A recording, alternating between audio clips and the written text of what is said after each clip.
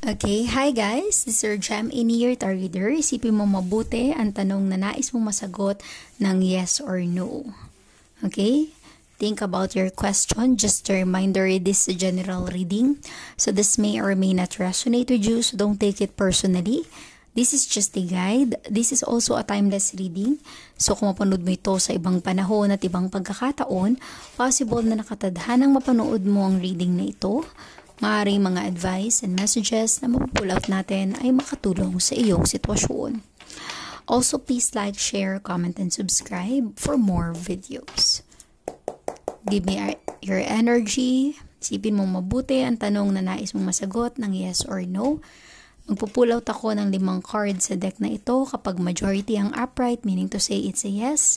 Kapag majority ang reverse, meaning to say it's a no. Is it a yes, no answer for you? Let us see. Okay.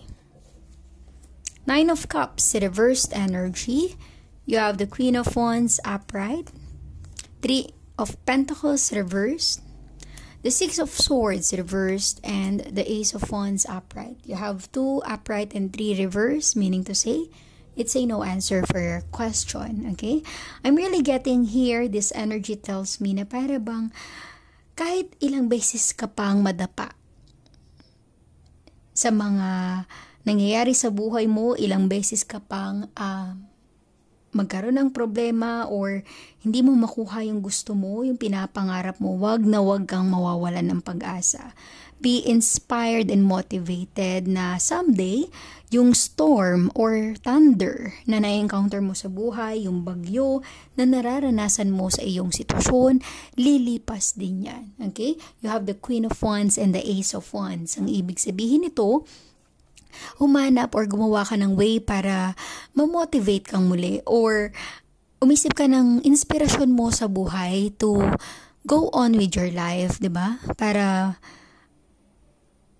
maibsan kung ano man yung lungkot or problemang dinadanas mo sa sitwasyon. Maaring nakakaranas ka ng failure or disappointment, hindi mo nakuha yung gusto mo, hindi mo nagawa yung nais mo, hindi mo nakamit yung pinapangarap mo, and that's okay. Life must go on, okay?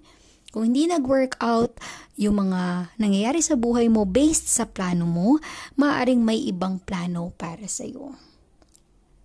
Thank you for listening. Please like, share, comment, and subscribe for more videos. Have a great day.